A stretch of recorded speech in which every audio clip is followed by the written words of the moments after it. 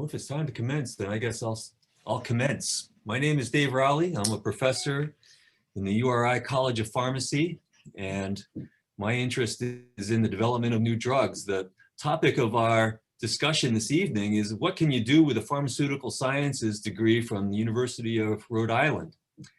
And we started this program in this Bachelor of Science program a little over a decade ago, and it seemed like a no-brainer at the time because we have a lot of expertise in medicinal chemistry, pharmacology, toxicology, how to formulate drugs, get them into the body, how to study them once they're in the body, pharmacokinetics, pharmacodynamics, all of these fun things. And we have amazing instrumentation here, so we can invite lots of people into the laboratory to do research with us. And we thought we'd turn out a whole bunch of young, ambitious scientists. And what we didn't realize is that there was such a diversity of career paths that people could take with this degree. And it's become very exciting. In just a short amount of time, we're seeing people doing lots of fantastic types of things with their careers. And we wanted to share that tonight. And it's a pleasure for me to catch up with a lot of our alumni who I know so well. But I'm just going to turn this over to Dr. Nick De Silva, who I work closely with here in the College of Pharmacy. Nick got his degree back in, was it 14, Nick? And then went to work at the Dana-Farber, where he was working on multiple myeloma research, decided to come back to URI, get his PhD here, working jointly between a couple laboratories, studying things like diabetes and other disease states. Nick, while he was a graduate student though, what I want to mention is he started his own pharmaceutical company, Alcinus Pharmaceuticals, with a couple other graduate students. And Alcinus is still in the business of trying to develop anti-cancer drugs. Nick today is working on new possibilities for improving immunotherapy while he's here at URI. And so he's got a lot of expertise. He's kind of a Carroll Shelby of pharmaceutical sciences. If you know who Carroll Shelby is, the car guy, because Nick's kind of a car guy too. So Nick, I want to turn it over to you for continuing this conversation. Thank you very much, Dave, for that introduction. I just want to say thank you real quick to the panelists for joining us this evening. You know, it's actually really nice to kind of catch up with you guys again. And many of you were former students of mine. And it's just amazing to see how much the program has grown, even from when I was a student. You know, that class size was about, I don't know, maybe 5. And so now we're hearing that it's pushing beyond 100 is incredible in a short time span. So, and here's to many, many more. So, and it really, you know, having you guys here kind of mapped out, you're spread throughout the country. So I thought let's start who's the furthest away. So Megan, so talk us through a little bit about what you kind of do and where you're currently located at. Sure. So I'm taking this call from a research laboratory at Stanford's campus. I am currently pursuing my PhD in microbiology and immunology. And so I am in the Bay Area, kind of near San Francisco, California. So it's still daylight out here. And actually, while I was an undergraduate student in the BSPS program, I got started in microbiology in Dr. David Rowley's lab. URI has really great opportunities for paid summer research experience. I was from a lower income background, so having a paid internship was really key for my success at that time. I was kind of debating going to medical school and figured that would check a box and also, you know, get me paid through the summer, and then ended up, you know, really loving it. So after college, I stuck in research and was a research technician in Boston for 2 years while I applied to graduate schools. And then I luckily got in here and chose to come here. And I also was fortunate to apply for and receive funding for my graduate education. Which is pretty standard. Most science PhD programs will be funded, so I'm not paying to go to school. In fact, I'm getting paid to perform my research. So it's a pretty good opportunity for higher education for me. Awesome. Anytime you get a chance to get paid to get your education done, just take it. That's one of the key perks as well when you're trying to go for an advanced degree. So who working our way closer to the east? So who would be next then? I think it'd be you, Fred, right? Yes, I think so. Yes. So, hi, my name is Frederick, and I am an international student. I am not American. I come from Cameroon. So, right now, I'm pursuing my PhD in medicinal chemistry at Purdue University in Indiana. Many of you know Indiana, but it's in Purdue is situated in West Lafayette, which is about an hour north from Indianapolis. So I came to the US in 2014 to get my bachelor's degree, and I obtained that degree at URI.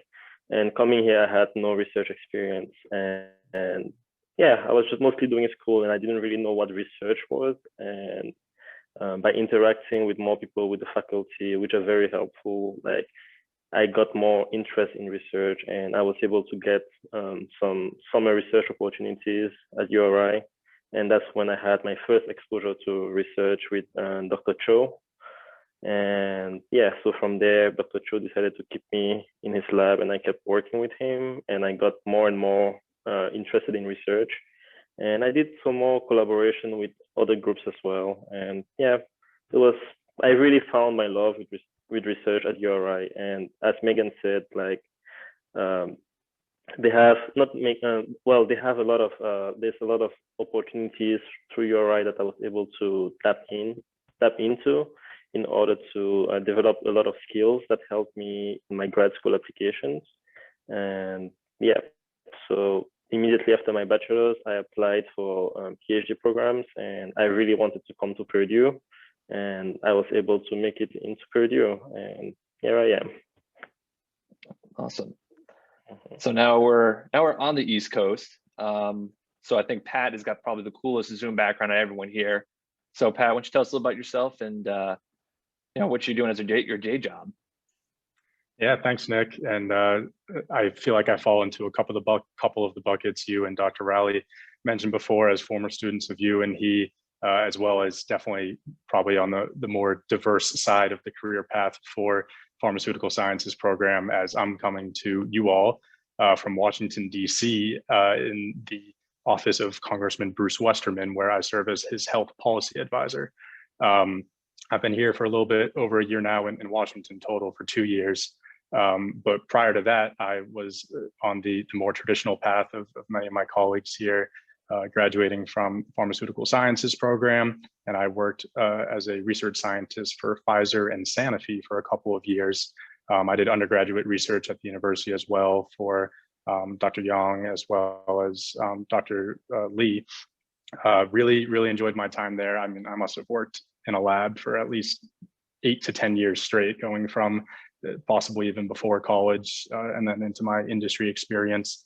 But the whole time I was there, I had recognized that there were other barriers to bringing a drug to market that weren't just the R&D that we had learned so much about, but even in our studies, we had learned some other things of the regulatory process and the policy making that really affects us as researchers, as academic researchers, or back in the pharmaceutical industry where I've worked. So I networked with some folks and thought this would be a great use of my skills and deep understanding of the science, but as well as a passion for making sure that these drugs can be brought to market and actually positively affect individuals. So that's what I do now. I advise the congressman on all sorts of healthcare policy, but coming from a College of Pharmacy program, drug pricing and research and innovation in there is certainly of high importance to me. So making sure that we could work on that policy as well. Awesome. Let's go with Zoe. So where are you currently located right now, and tell us about yourself. So I live in New Hampshire. I work in Chelmsford, Massachusetts. I graduated from URI with the Bachelor's of Science in Pharmaceutical Science in 2019, so pretty recent. Since then, I worked in downstream drug manufacturing at Thermo Fisher in gene therapy. So that was a really interesting experience, seeing all of these like large scale equipments and processes that we had talked about in classes, seeing it, you know, play out and in action. And then from there, I went to work for Asakase Bioprocessing, which I work for now, which is a biotech company that makes and sells virus removal filters for downstream manufacturing of biologic drugs, because biologic drugs use either mammalian cell lines to create their drugs, which can introduce virus to the process. And the FDA says that you need to have a virus removal step in your process, and we make and sell virus removal filters. So with that, I create, operate, and coordinate classes to train our operators in the field how to use our filter properly and how to be successful in that. All right, awesome. So you're doing a little bit of everything there. Yeah, we wear many hats. Yeah. So last but certainly not least is Dwight. So how are you? I'm doing well. So my name's Dwight Anderson. I am actually in Providence, Rhode Island, so not far from the campus, probably the closest to the campus. I would say I'm definitely the farthest away from the traditional path. So I work for Sagamore Sales and Marketing. You can see the logo right up here. So I work out of Warren, Rhode Island, but I'm actually an inside sales rep. So I'm sure we'll get into kind of what that means, but essentially it means I call a lot of different doctors' offices and I try to get them to buy products so they can treat their patients. Fortunately, we get to have Johnson & Johnson products, which are some of the best. So really my whole drive is to help treat patients and get them the best products they can get. During my time at URI, I worked under Dr. Slitt in her undergraduate research lab. I probably was in her lab for 2.5, 3 years. I also did an internship at Pfizer over a summer, and kind of where I fell out of the research path. I kind of decided it wasn't for me. I'm sure we'll get into it a bit later. And yeah. Let's get into it right now. Let's get into that right now, actually. All right. So it's actually a good point you bring up, a really good point. And that's basically just because this degree could take you a lot of different avenues. And we kind of see that based on the panel that we have right here. So at what point did you realize, you know, hey, this research is really not for me? And that's okay. It's really totally fine. Right. Yeah, I can tell you the exact spot where I just kind of learned it wasn't for me. So I was ending my internship at Pfizer up in Cambridge. I took the train up there every day, and I worked in a lab researching fatty liver disease. Not in any particular vector, it wasn't in mice or anything like that. It was just on cells. That's what they were doing there. And I kind of took a survey of the floor of probably 50 people while I was there. It was the floor I worked on. And I started asking around if anybody had been part of a drug that actually went to market. Obviously, the research had been impacting drugs that had gone to market, but after I surveyed everyone, nobody who had been there 10, 20 years had ever been a part of a drug that went to market. And that's where I knew that I wanted to have more of a patient-forward approach. And I had a mentor at URI who was probably changed my life at this point. His son was a medical sales rep. For those of you who don't know, medical sales reps normally drive around, not now during the pandemic we're going through, but normally drive around, walk into doctors' offices, try to sell them products. They help them during surgery, not physically touching the patient, but administering different medical devices and installing different medical devices. And they really have a heavy impact on the patient's life. So that's where I decided I wanted to go and work towards. Yeah, that's good. I mean, you're not the only one who, you know, kind of went through that same mentality. Like, you know, there's tons and tons of moments where it's just like, oh, do I really want to see myself doing this every single day? You know, and sometimes that you fall into different niches, like, you know, hey, I really, really like teaching, or for, you know, like maybe, you know, I disagree with some of the way that, you know, pharma is heading, and you just want to do things your way, you know, trim the fat a little bit, put big pharma on the diet. And that's why I started Alcinus, you know. I really am shocked to hear that, you know, you had that floor, that whole floor that really didn't do anything. Yeah, and I'm not saying my case is definitely everybody's case, but that's just where the way I saw it at the time. So I figured I'd give this a shot, and turns out it's amazing. I love it. Yeah, awesome. I mean, you know, Pat, you're another example too. You started in big pharma, right? Yeah, at risk of repeating this conversation later in the discussion, I'll just piggyback off of what Dwight said there. The moment for me when I realized was actually when I was still in school. I was a junior, and there was a competition that Dr. Dayu Lee put on to have everyone in the College of Pharmacy, both the PharmD candidates as well as BSPS, to write about a problem or a challenge in the medical research field and a unique way it could be addressed. And I had thought about it for however long, and the paper I ended up writing, which was selected as one of the winners, was actually from a regulatory approach, and talked about, again, ways for FDA pathways to be more patient focused and to allow more collaboration with the industry and with the scientists so that these drugs can get to market quicker and start benefiting people in a more timely manner.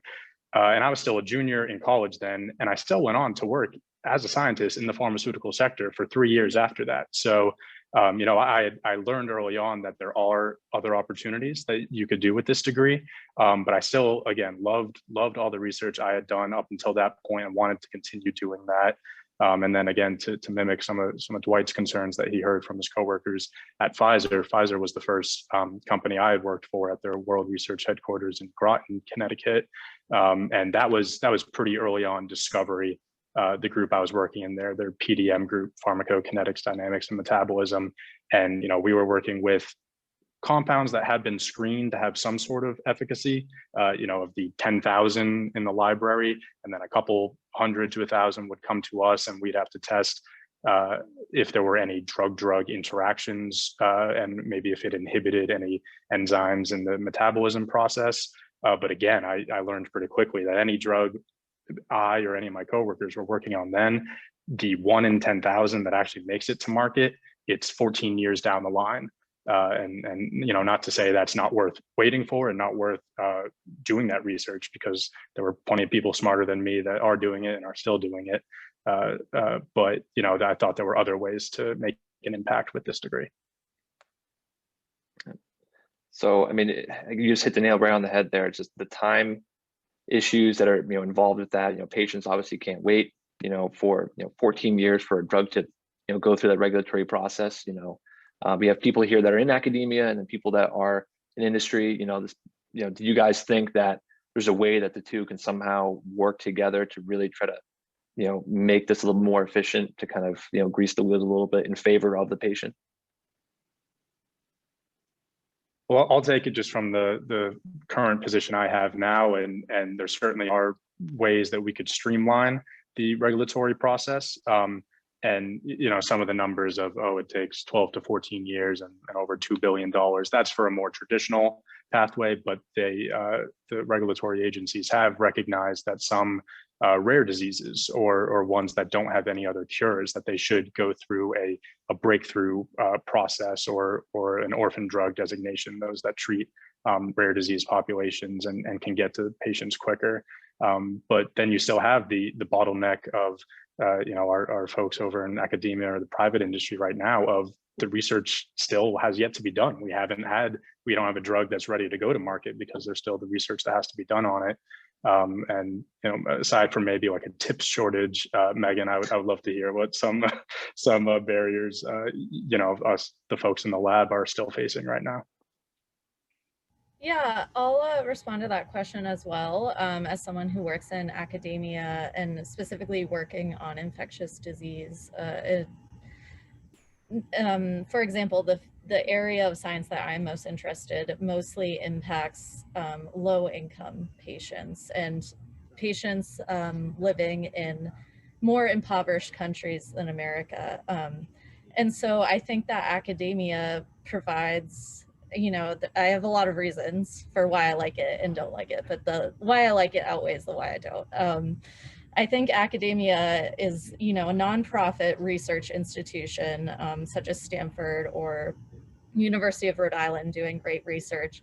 They're poised to not only like train the next generation of science, but to address the issues that a company that is working for profit isn't necessarily poised to address, because it's just not going to be as profitable for them. So for example, discovering new antibiotics, huge cost, very low chance of success for, you know, many of the reasons we were just talking about.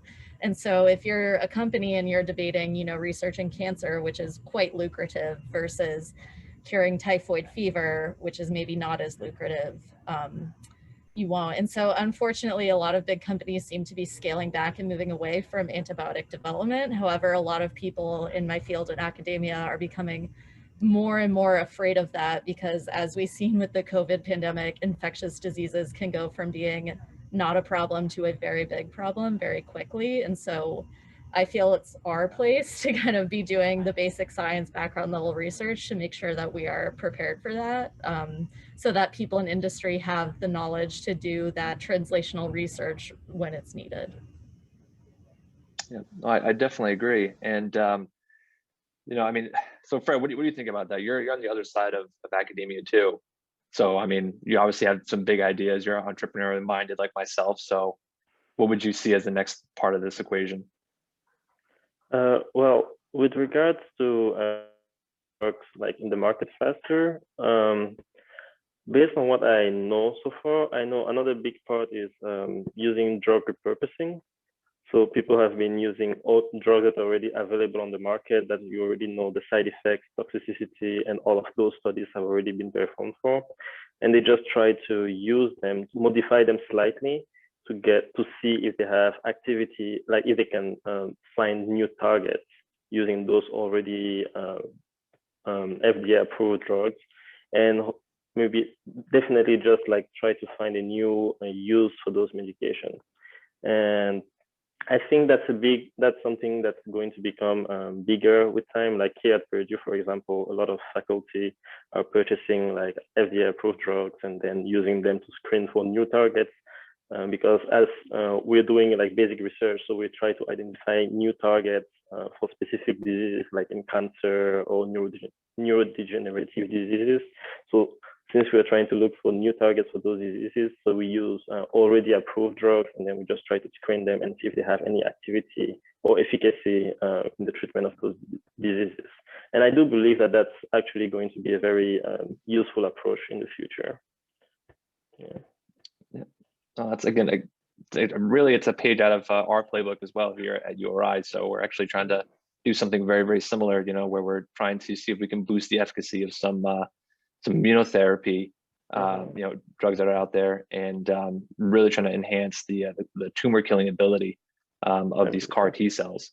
And we're using, again, you know, these types of drug repurposing techniques to get there. So Zoe, anything to add to that? I mean, you're coming from the Raleigh lab. You have that deep, you know, history from the pharmacology program that only exists at URI, in my view. So anything else you want to touch on? Yeah, I think it's interesting because a lot of the courses and research that I did focused on small molecule, so like synthetic drugs and such. And right now I'm all in biologic and biotech. So it's really interesting seeing it from two sides and seeing that, you know, biosimilars obviously are not the same thing. And then you're looking at all these different patents that are now about to expire of companies who have had their biologic drug on the market for a while. So now we're looking at, you know, who are going to be able to make these drugs potentially cheaper. So as, you know, as the biologic process continues and, you know, the biotech industry gets larger, it'll be interesting to see where things go legal wise and regulatory wise. All right. So again, it sounds like you guys are all thoroughly entrenched in the pharmaceutical industry. BSPS program has done its job in training you well, right? Is there anything that, you know, you've used like from day one, you know, in your training? Or are there things that you maybe don't use, or things that, you know, I really wish I could have repeated this, or like just, you know, if I did do something differently, you know, taking a certain course or anything like that? I can speak to that in terms of, I think no matter what field you're in, I'm finding more and more lots of different fields really value coding and like computational skill sets, and just the ability to really think critically about what data are you collecting and what conclusions can you really draw from it. Which I think that pharmacokinetics and things like gave us a solid foundation, but I would also advise people to seek out opportunities at URI to like get some computational coding data analysis skills as well. Yeah, I totally agree with what Megan just said. Like right now, I'm trying to teach myself how to do coding, and looking backwards, I'm like, I probably should have tried to take a couple of classes when I was at URI to know that, because that analysis is really important for graduate school.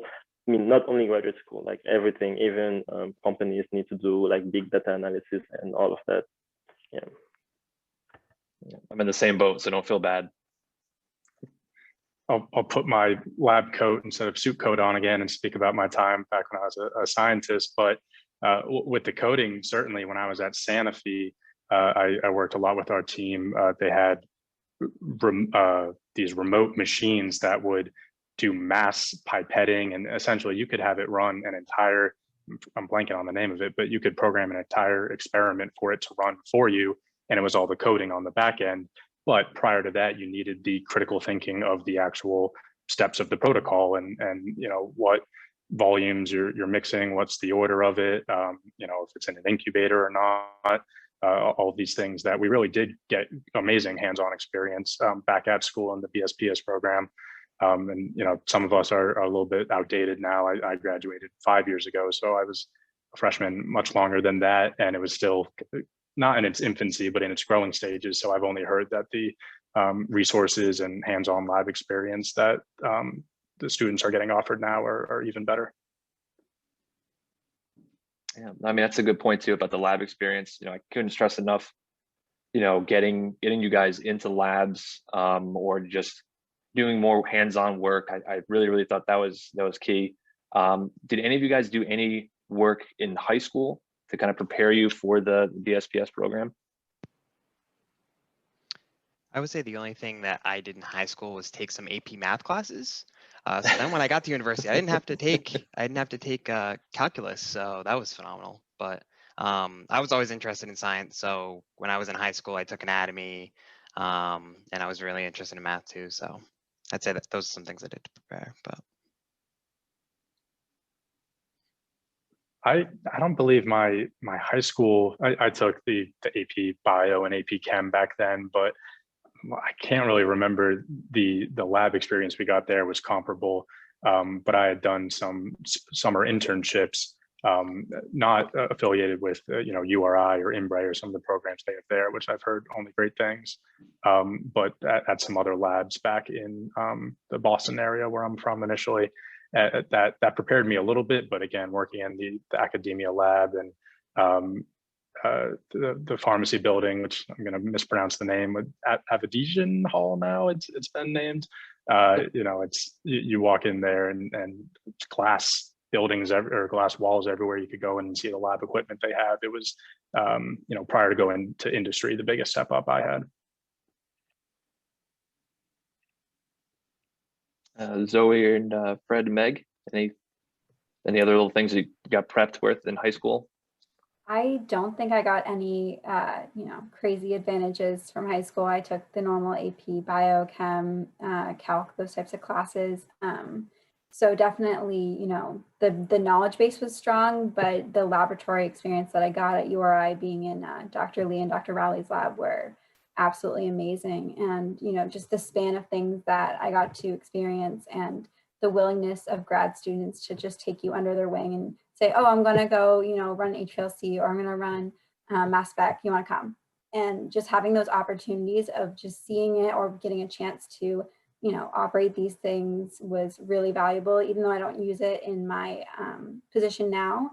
When I speak to, you know, clients and I speak to other scientists, I understand what they're talking about, and I can relate that back to my experiences, which is really useful. Personally, well, the high school experience back home is very different from here. So I didn't get any exposure to research before getting to URI. And it was mostly theory-based, like I had no lab experience before. But getting to URI was the faculty are very helpful. Like once, like they really guide you and take the time to support you. If you have questions, usually always there to help. And yeah, the school provides a lot of resources that even now at Purdue, I kind of miss the availability of certain things, because Purdue, the program is bigger and the schools, the departments are a little bigger. So all the equipment are a little harder to access compared to the opportunities I had at URI, where it was very easy for me to use instruments that I need to do research with. Like here at Purdue, it takes a lot more work to be able to use equipment. And I really miss the availability of all of the instruments that I had at URI. Because the core facility, you mean, right? Yeah, the core facilities, yeah. Yeah. And even the equipment that are available for the specific department, those are pretty hard to get to. Yeah. Yeah, I'll respond off of both what Zoe and Frederick said. So the first bit about did I do anything in high school to prepare? No, not specifically. I really had no clue what I wanted to do my first year of college. Like every month I was changing my mind of like med school, this, that, like, which was great. And I'm glad that I took that opportunity to really explore different majors and different career paths. And I think it's important to know that that's totally normal to change your major at some point in school. A lot of people do it and it works out fine. But going off of what Frederick said about, I really love the BSPS program because unlike kind of biology, some of the bigger majors at URI, BSPS was such a like community feeling to me, where especially in the upper years, like your junior and senior year, it was a smaller class size, like you knew who all the professors were. It was easy enough. Dr. Rowley, I literally like emailed him when I was a sophomore and I was like, I'm looking for an opportunity, would you hire anyone? And I was so nervous and he was like, yeah, sure, come by the office, we'll chat. They're just super approachable, and like the professors in the College of Pharmacy, like, yes, they do really incredible, awesome research, but they're also there to teach you. And they value that just as much as they value their time and their research. Like they enjoy working with students and teaching you and that aspect of their job as professors. And it's really obvious and it's great. Yeah, it's really good to hear, just because, you know, again, I even changed my major myself. Believe it or not, I started, you know, accepted to URI in marketing, believe it or not. Then it was chemical engineering, and then it was the BSPS program. And that was it. And the rest of it, you know, is history. You know, I mean, that's perfectly fine. I think I encourage people to do the same thing, to really take your time and know what you're getting yourself into. But yeah, no, I totally agree. The BSPS program definitely has a community feel to it. And same thing with the department as well, the BPS department in the College of Pharmacy. So, and having that ability to just, you know, really, you know, explore options in the different labs, you know, is unlike a lot of the, you know, universities of its size, and even bigger universities too. I don't think you're going to get that at, you know, Harvard or Yale. You know, good luck. But you know, where were you guys when you tried getting into a lab? You know, what year were you when you started to like, oh, I really have to get in? I think I was a second semester sophomore, if I remember correctly. I had known somebody that was in Dr. Slitt's lab, Maxine. I don't know if anybody remembers her, but she had already been in the lab. She thought I might be a good fit for the lab, so I went and met with Dr. Slitt and the rest of the people working in the lab. But it was, like Megan said, very easy, very small. I pretty much just walked in the office. We had a quick meeting, interview, I guess you could say, and then within the next week or two, I was working in the lab. I think I had to fill out one form for it. So very, very small, very approachable. Everybody's approachable. All the professors. Yeah.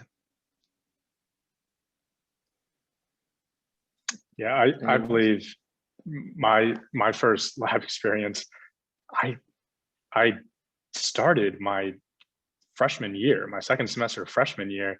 I don't even know really how it happened, and I probably didn't even appreciate it as much as I should have, the opportunity at the time.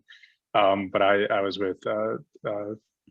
Ping-Fong Yan's lab, and I mean, the TAs there were, or the graduate researchers there were fantastic. And they were letting me as a freshman, maybe this shouldn't be said, but like I was running experiments on my own at some point and working towards some other goals of the lab. But you know, the fact that they give that opportunity to undergraduates, because it helps them out. It's more hands on the bench and getting work done. You know, we were working with live cells at the time, so you got to go in there every, whatever it was, 2 or 3 days to keep them fed and keep them happy. So, you know, mixing your freshman year of college and the fun things that could go along with that, plus waking up early on weekend days to still go in and do some lab experiments, you know, was a fun memory. But the fact that the university and the professors there, really, there might be a more formalized process now, but at the time it was, you just talk to your professor after class, and as long as you show the initiative, it's really what you make of it. And they'll more often than not be happy to let you on.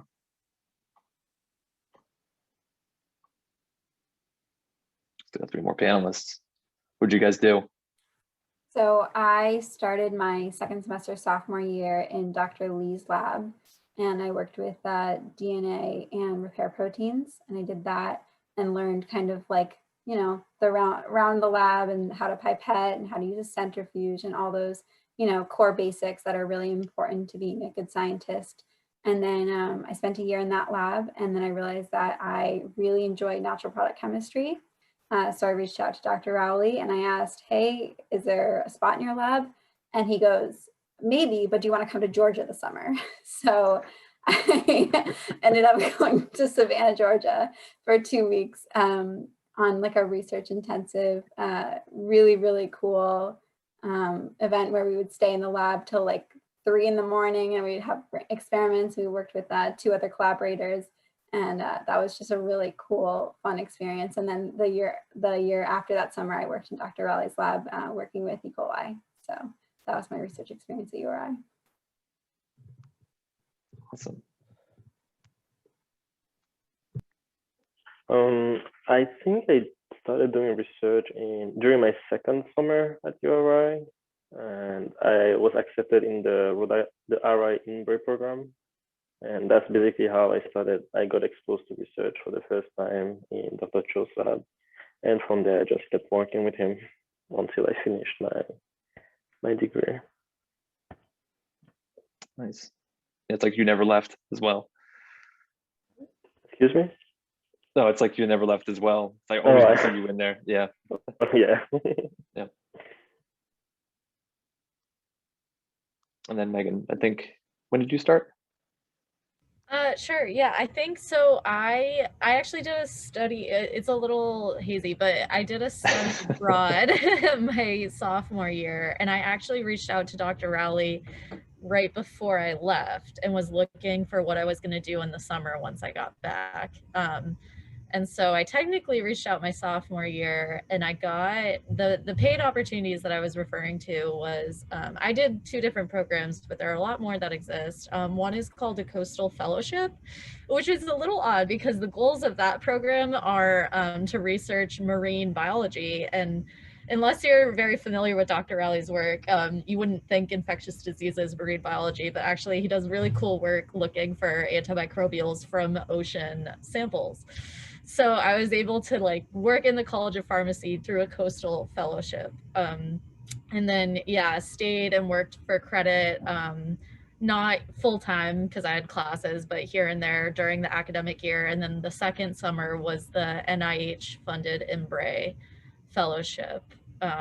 And then, yeah, senior year, I was kind of here and there also applying for jobs that year. But I think I technically reached out when I was a sophomore, but started my first real experience was summer going into my junior year. All right, yeah. So we'll talk about the job hunting stuff in a little bit, but let's talk about like, how do you guys unwind? Do you guys stay on campus? I know I did for my time that was there for BSPS. So Dwight's shaking his head no. Did anyone else stay on campus? Yeah, I'll respond to that. I did. As I mentioned earlier in the call, I was from a lower income background. So the University of Rhode Island has a really great program. Most colleges have it, but called resident assistants or resident associates, maybe they're called now. But You essentially get free housing as well as a stipend if you are an RA on campus. There are a lot of big caveats to that program. Oh, I know. Yeah, I was a resident advisor myself, so yeah, I definitely know. Yeah. Yeah, so it's a really great situation for you if you want to minimize your student loans during your college time and get free housing. So I stayed on campus all 4 years because I was a resident advisor. Nice. Yeah, they're pretty tough to get. I mean, I definitely know just from experience, but you know, I mean, I was a part of fraternity as well on campus, and that kind of helped me, you know, be on the straight and narrow as well, believe it or not. I mean, there are also, there was a ton of other stuff that was, you know, going on as well between, you know, recreational activities, you know, sports, athletics, things like that. So did you guys ever, you know, do any of that and try to balance it with, you know, the work that you're doing, the BSPS program? So for living wise, I lived on campus for 2 years, and then I lived in my sorority house for 1 year, and then I lived off campus in an out of season beach house, which is definitely one of the perks of URI. I love that. That was really, really cool.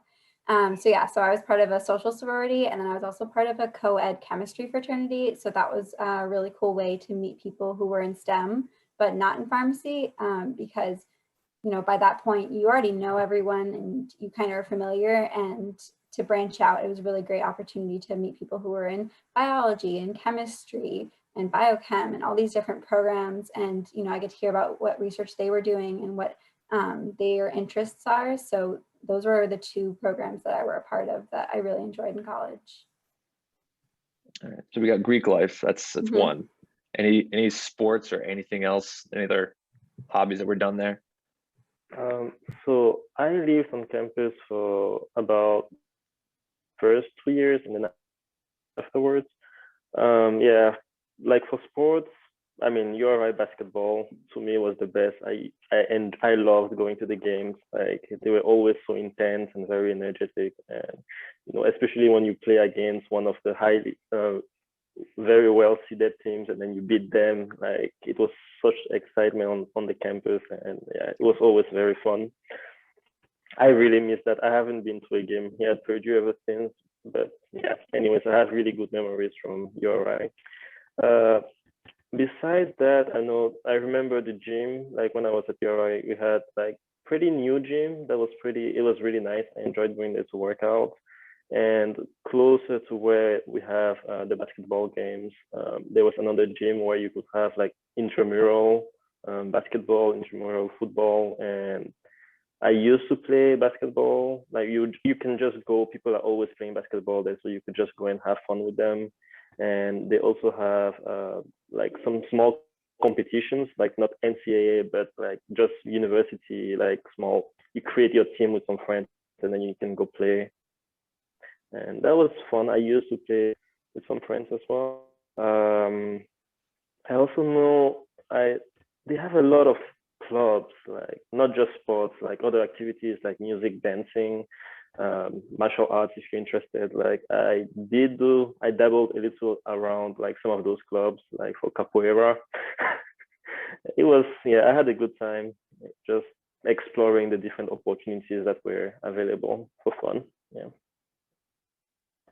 Yeah, I'll echo some of Fred's comments there. And I think if I remember the same game you're talking about, maybe when we upset Nebraska, I think they were ranked like 22nd or 23rd. Yeah.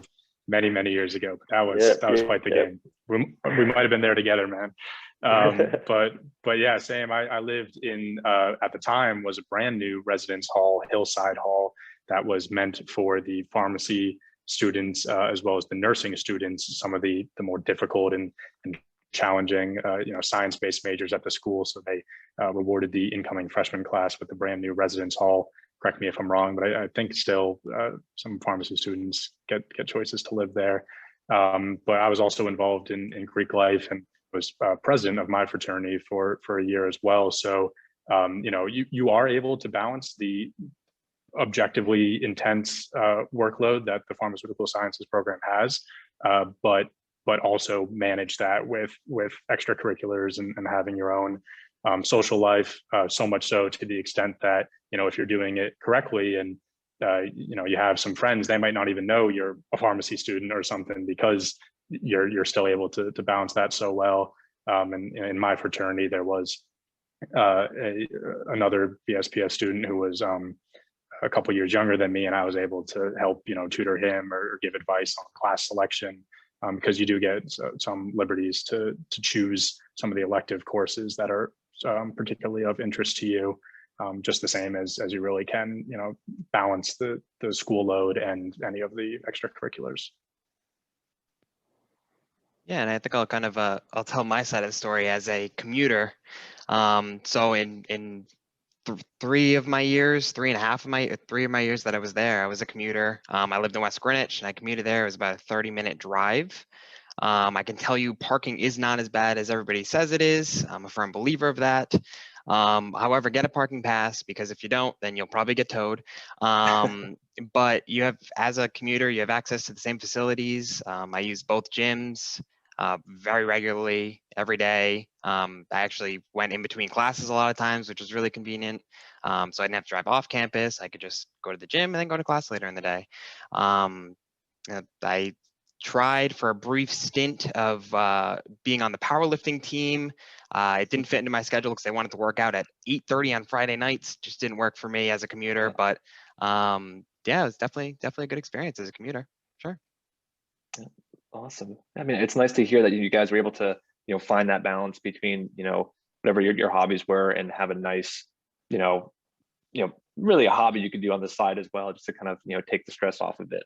And I think along the way that you guys have been doing this, you guys have built a, you know, a strong network, I would think, you know. And how important is building that network while you guys are at URI? You guys still keep in touch with some of the other classmates? You know, really anyone can jump in first here.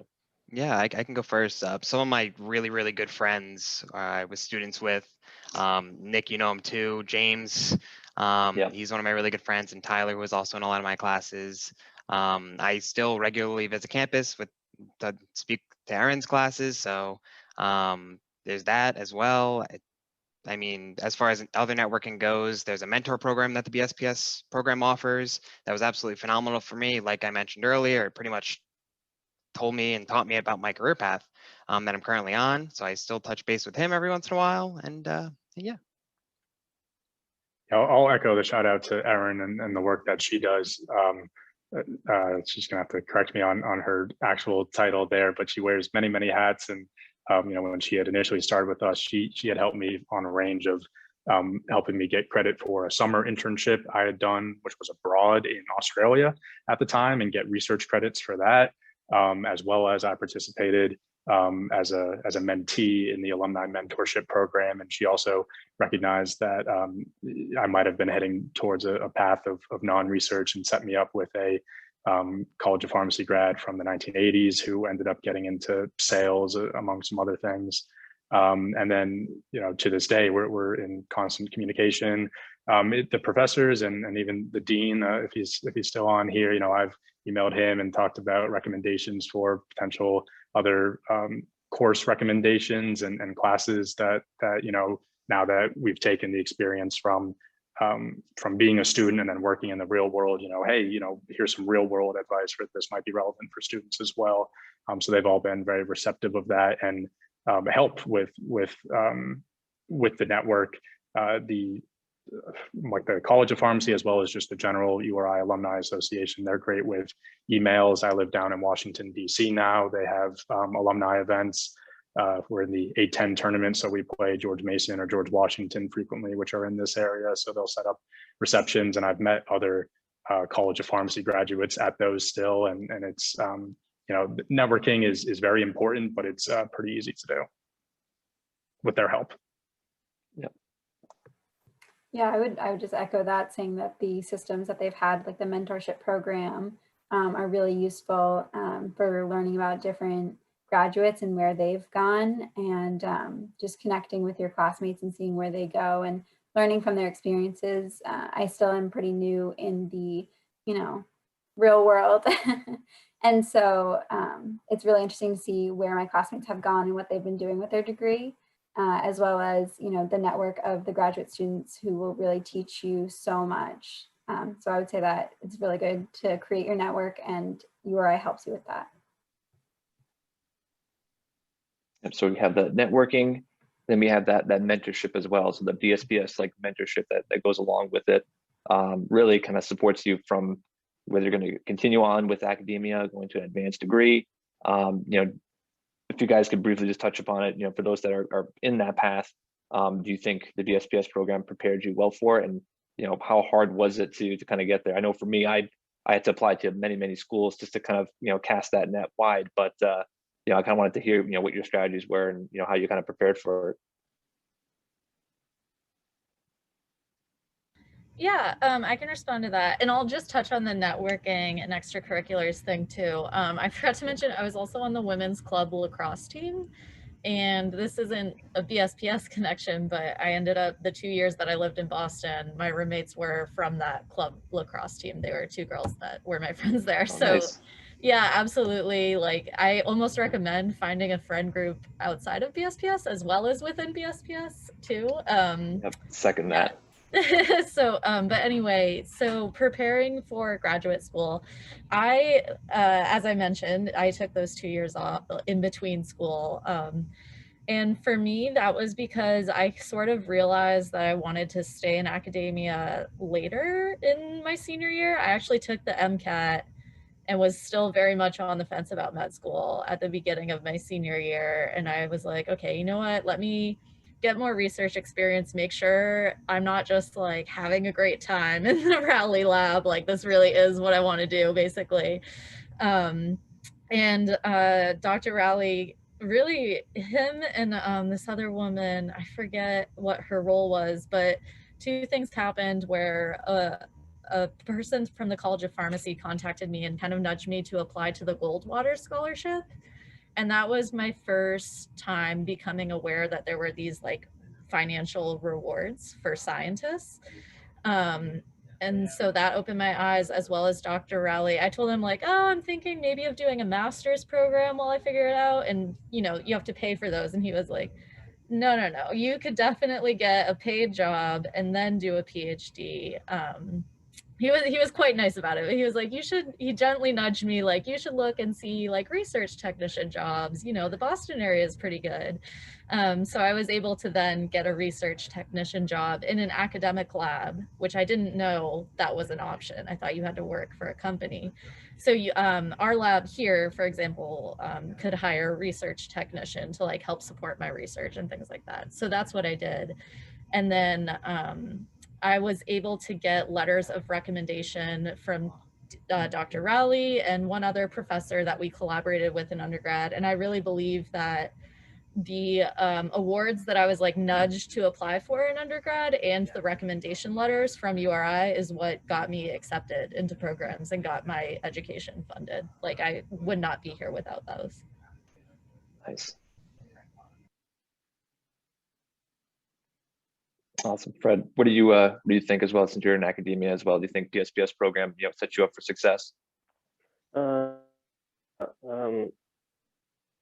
URI, I mean, like through the mentoring they talked about, I do have a mentor as well. I got during my junior year. We are still in contact with now, like very often text me asking how I am and how school is going.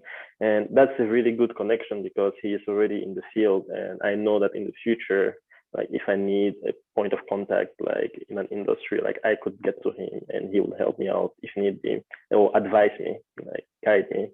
And yes, again, Erin is great. Erin is awesome. Like, she was such a great help. Like, she really helped me like putting my resume and CV together. Like, I didn't know what I was doing when I started writing my resume, but thanks to Erin, I have a decent looking resume that I was able to use for all of my applications.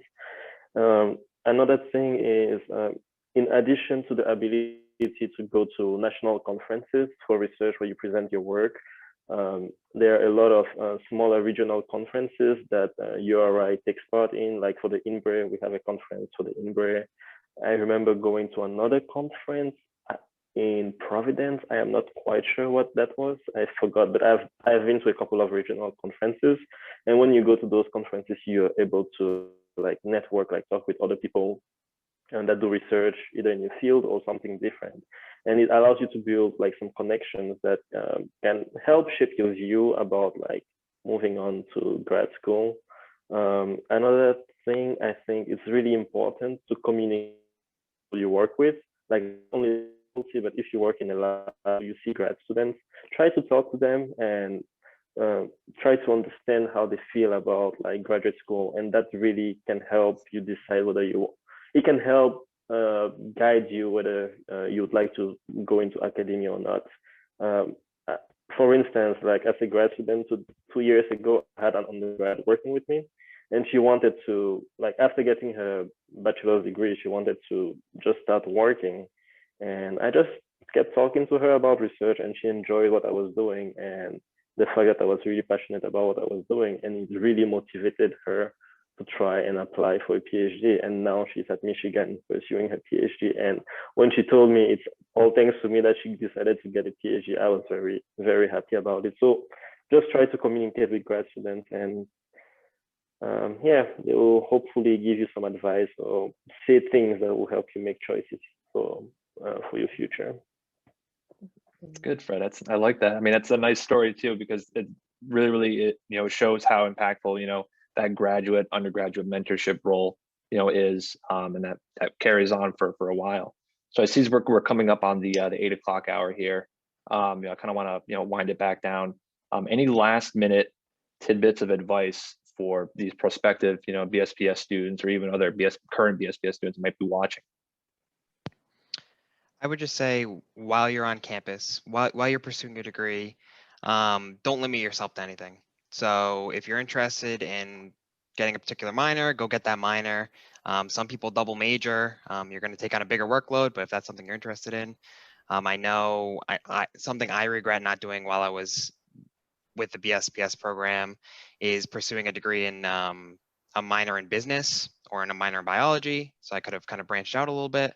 By which I would have done that if I could do it again. So definitely just keep your eyes open. Keep your ears open. I would say just ask questions and talk to people and try to figure out, what they're doing. Does that sound like something that you want to do? And, talking to professors on, a lot of them have industry experience and seeing what they've done beforehand. And if that's something that interests you and learning more about that to figure out kind of what path you'd like to go on. Yeah, I'll echo again about the different paths. I joined this program because I wanted to positively impact healthcare for people's lives. And I thought I was going to do that by researching a new treatment or cure for a disease. So again, this is back in high school. What's the best program to set me up for that? Oh, University of Rhode Island has a direct pharmaceutical sciences program that's geared for research, drug research, either in academia or eventually in industry.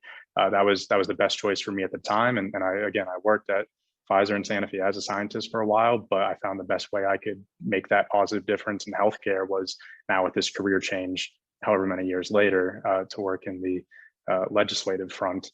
And I have loved every single position that I've had so far with this degree, and the degree absolutely set it up at the bare minimum. While I knew the science and I knew a good amount of healthcare, but I never took a political science class, poli-sci. I had to relearn all of that, a lot of schoolhouse rock. But just the fact that I graduated from a college of pharmacy with this really intense sounding program, because it was, that goes a long way with people. And it shows that you're a critical thinker and you're able to address any challenge and learn quickly, because there's a lot that's thrown at you in those 4 years. But it's incredible information, and I'm real happy with my decision. Awesome. Well said, Pat. I'll add on, I think, trying to think back to my mind frame when I was a high school senior, which is longer ago than I want to realize. I think when you're in high school, my experience was that high school is very structured. You can maybe choose 1 or 2 electives. A lot of your time is scheduled out for you all the time. Your friend group is like the same friends you've had since you were a little kid. College is completely different, and you know, there's going to be moments freshman year where you're like, what am I doing? And that's totally normal. And I think the sooner that you realize there really aren't any rules, you're getting to the point in your life where you decide what classes you want to take. You decide what extracurriculars you want to have, who your friend groups are. You know, go knock on the door of professors that seem interesting to you. What's the worst that could happen? The sooner you realize there are no rules and it's just up to you to decide what you want to do, the better, and just go for it. I like it. All right. I think that is it. Well, again, just wanted to thank the panelists for joining us this evening. You know, we've been kind of addressing some of the comments that we've seen in the chat bar along the way. But, you know, again, just, you know, really just underscores the point that this degree, this BSPS degree, can take you really anywhere. And it's all about flexibility. And, you know, really at the core of it all is centered about the science. So, and for that, just thank you all for joining us this evening. Yeah, and thank you, Nick, for being the moderator of this pretty esteemed panel. I would say it's been a lot of fun to hear about what people are up to. It makes all the hard work seem worth it. I also want to give a shout out to the Dean of the college who's here. Dean Larrett, do you want to just say a word or two or just a hello? I know you're there. I know hang on, there I am. Just the only thing I want to do is say thank you to the panelists for coming back to URI to share what you're doing. But I also would like to invite anyone that's out there that has an interest in this degree to please stop by the college, stop by and visit us, look into our laboratories, look under the hood as it were. Just give us a call and we'll set that up for you. So good luck with your coming semester, your coming couple months, and congratulations on graduating. Yes. And one final thank you as well to Ian Lester, who was the IT behind the scenes here this evening, to Aaron Edmonds, Erica Estes, and Roberta King, who are hardworking college professors who are helping to make these sorts of things possible. And thank you again to our panelists and to everybody who joined us tonight. It's been a lot of fun and wish you all well. Thank you. Thanks again, everyone. Thank you. Thank you. Thanks.